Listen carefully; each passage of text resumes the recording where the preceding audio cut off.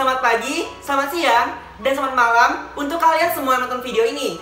Kembali lagi nih di sesi Himakar. Hima bertanya, pakar menjawab. Pada Himakar kali ini, kita tentunya akan membahas topik-topik yang lebih seru lagi nih, yaitu adalah tentang vaksinasi. Sebelum memulai Himakar pada kali ini, tak kenal maka tak sayang. Perkenalkan, nama aku Farman Tovani yang merupakan staf divisi Infokom Himpunan Mahasiswa Ilmu Kesehatan Masyarakat Fakultas Kesehatan Masyarakat Universitas Andalas. Seperti yang kita ketahui, Indonesia sudah lebih dari 1 tahun dilanda pandemi COVID-19. Tentu kita tidak ingin berada di kondisi seperti saat ini, bukan? Pada awal tahun 2021, vaksin COVID-19 sudah masuk ke Indonesia dan siap untuk didistribusikan kepada masyarakat agar mencegah rantai penyebaran penularan COVID-19. Tapi sayangnya, banyak sekali berita simpang siur dan hoax yang menyebar tentang vaksin ini, sehingga banyak sekali masyarakat, terutama di kalangan orang tua, yang ragu untuk divaksinasi, bahkan takut divaksinasi. Kira-kira berita apa sih yang menyebar kepada masyarakat sehingga mereka takut untuk divaksinasi? Nah, saat ini kita sudah mengumpulkan beberapa pertanyaan mengenai vaksinasi COVID-19 di Indonesia. Tentunya pada Himakar kali ini akan dijawab oleh seseorang yang luar biasa dan ahli dalam bidangnya. Beliau adalah Dr. Denada Florencia Leona Esket, yang merupakan salah satu dosen Fakultas Kedokteran Universitas Andalas dan vaksinator di Rumah Sakit Khusus Mata Regina Eye Center. Nah, buat teman-teman harus menyimak ya videonya dari awal hingga akhir supaya ilmu yang diberikan oleh beliau dapat kita terima. Tanpa basa-basi, yuk langsung aja kita dengarkan dan kita simak jawaban oleh beliau mengenai vaksinasi COVID-19 di Indonesia di sesi Q&A Himakar kali ini. Langsung aja, cekidot! Assalamualaikum warahmatullahi wabarakatuh. Selamat siang adik-adik, saya adalah Dr. Denada yang saat ini merupakan dosen di Fakultas Kedokteran Universitas Andalas. Selain itu, saya juga merupakan vaksinator di Rumah Sakit Khusus Mata Regina Eye Center. Nah, pada sesi Q&A ini, saya akan menjawab pertanyaan yang langsung datang dari adik-adik. Baik, kita mulai dari pertanyaan pertama, yaitu bagaimana efek pemberian vaksin jika diberikan hanya sekali, di mana konteksnya adalah vaksin COVID-19.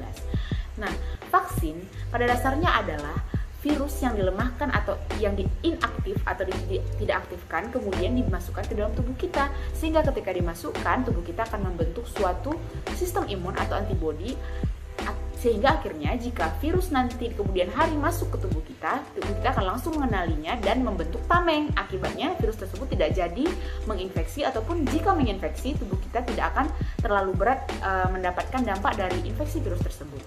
Nah, pada umumnya, menurut penelitian itu vaksinasi harus diberikan tidak cukup hanya sekali saja, namun harus diberikan boosternya.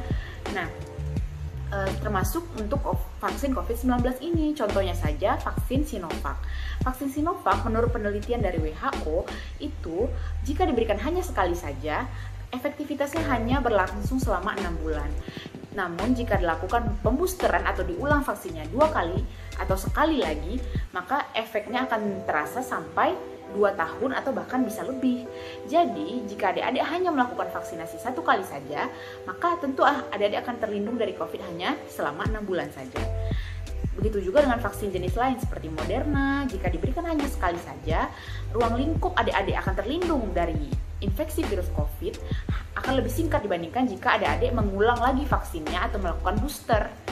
Begitu juga dengan efektivitas vaksin terhadap perlindungan dengan virus.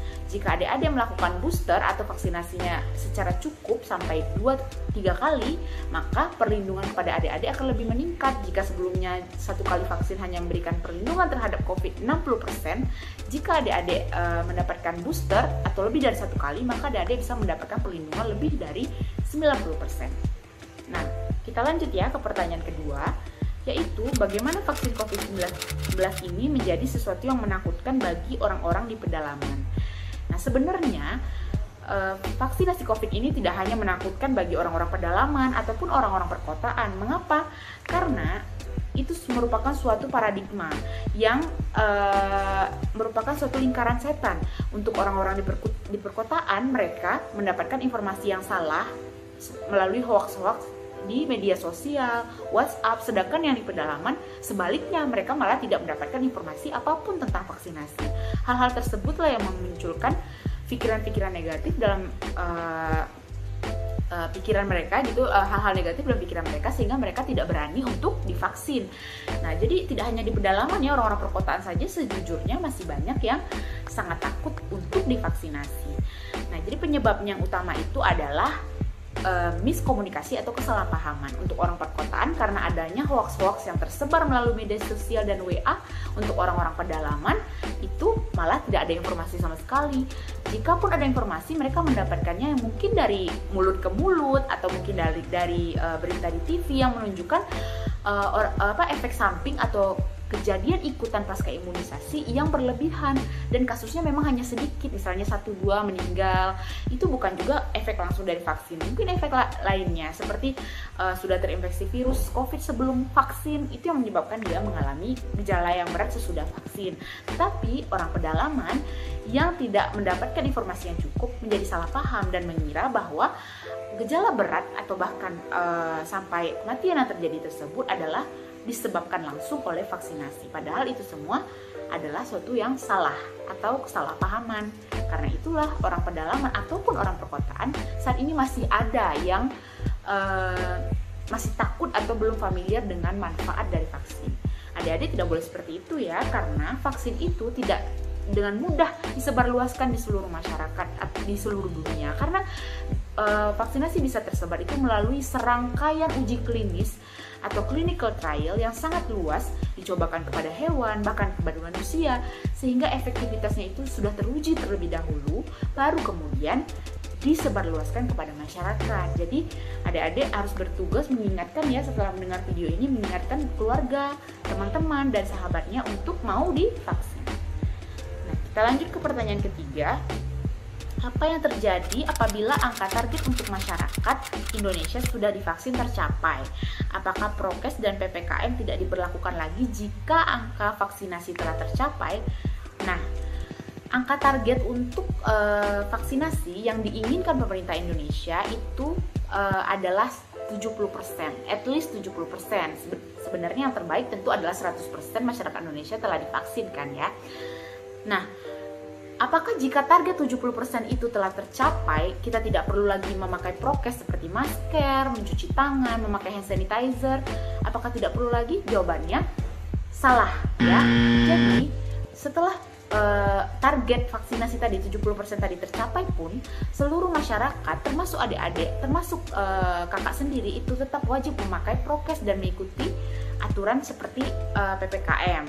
Mungkin PPKM yaitu adalah jarak untuk memikirkan mengenai jarak antar orang dan orang itu akan diperlonggar memang mungkin setelah target vaksinasi tercapai. Namun yang tidak akan berubah sama sekali itu adalah protokol kesehatan, sebab vaksinasi itu efektivitasnya masih kurang dari 100%. Artinya masih ada kemungkinan terkena virus. Namun nantinya walaupun adik-adik terkena virus, efeknya nanti akan lebih ringan kalau adik-adik sudah divaksin. Tidak akan ada yang dirawat lagi di rumah sakit dalam keadaan saturasi oksigennya turun, koma, seperti itu akan jarang terjadi jika vaksinasi sudah terlaksana gitu. Maksudnya sudah mendapatkan vaksinasi. Jadi prokes tadi tetap perlu kan untuk mencegah agar adik-adik tidak terinfeksi virus, karena adik-adik masih tetap dapat terinfeksi virus walaupun sudah divaksin, namun nanti gejalanya akan tidak seberat kalau sudah divaksin ya. Jadi bukan berarti udah divaksin kita itu udah menggantikan fungsi masker gitu ya, virusnya nggak akan masuk ke tubuh kita, itu salah ya. Virus tetap bisa masuk, namun tubuh kita akan lebih kuat untuk menahannya, sebagai tameng tadi seperti yang kakak jelaskan di pertanyaan pertama tadi. Kita lanjut ke pertanyaan berikutnya. Untuk orang yang sudah terkena infeksi COVID, berapa lama sih perlu menunggu untuk dapat divaksinasi? Nah, memang perlu ya. Jadi walaupun sudah terkena infeksi COVID, pemberian vaksinasi ternyata menurut penelitian dinilai masih efektif juga untuk mencegah reinfeksi. Mengapa sih orang yang terkena infeksi COVID bisa kena infeksi lagi? Itu karena virus COVID sendiri sangat gampang bermutasi ya, dia dapat berubah bentuk, sehingga jika dia berubah bentuk atau menyamar, dia masuk ke tubuh kita bisa nggak mengenalinya lagi. Walaupun kita sudah pernah kena COVID sebelumnya, tubuh kita bisa nggak kenal lagi dengan si COVID itu karena dia berubah bentuknya. Jadi supaya kita nggak terkena infeksi lagi berulang karena penyamaran oleh virus tadi, kita harus tetap divaksinasi. Nah, berapa jaraknya itu yang paling optimal menurut penelitian terbaru dari WHO dan Kemenkes itu adalah 3 bulan ya, yang paling amannya adalah 3 bulan. Karena jika diberikan sebelum itu, berdasarkan penelitian terbaru WHO ditakutkan bisa terjadi badai sitokin, yaitu ketika kita baru saja terkena COVID dan tubuh kita masih on fire untuk memerangi COVID tersebut, masih tinggi sel-sel imunnya, tiba-tiba datang vaksin. Ya kan, vaksin merupakan benda asing yang tubuhnya adalah sebenarnya virus kan, yang tidak infeksius. Kalau tubuh kita menerima vaksin tersebut yang mirip strukturnya dengan virus aktif, maka tubuh kita akan lebay menghadapinya. Kalau lebay menghadapinya, bisa-bisa dia menjadi seperti COVID gejalanya kalau vaksinasinya terlalu dekat jaraknya dengan sesudah infeksi COVID. Bahkan bisa sampai sesak napas, kemudian sampai mendapatkan ventilator kalau terjadi badai sitokin tadi akibat sel-sel imunnya yang sedang on fire abis infeksi COVID tiba-tiba divaksinasi terlalu dekat jaraknya. Jadi at least adalah 3 bulan ya dari sejak terkena infeksi COVID sampai vaksinasi. Nah, kita masuk ke pertanyaan terakhir, yaitu dalam vaksinasi apakah boleh jika vaksin COVID-19 diberikan 2 vaksin yang berbeda berturut-turut. Misalnya awalnya diberikan vaksin jenis A, yang kedua diberikan jenis B. Itu pertanyaannya ya. Kita ambil contoh aja langsung yang sudah tersebar luas di masyarakat sekarang, yaitu vaksin Sinovac dan Moderna. Jadi jika awalnya diberikan Sinovac, apakah boleh kemudian diganti dengan Moderna? Mungkin kira-kira begitu pertanyaannya kalau kita contohkan ya. Nah, untuk penggantian ataupun penggantian jenis tadi itu ada aturannya ya adik-adik. Jadi tidak bisa dengan keinginan sendiri. Misalnya adik-adik baru mendapatkan vaksin Sinovac 1 kali, terus yang kedua kalinya minta Moderna aja lagi Bu, boleh minta kayak gitu ke vaksinatornya, itu tidak bisa. Tetapi ada syaratnya, jika adik-adik sudah mendapatkan Sinovac 1 kali, adik-adik harus mendapatkan Sinovac lagi.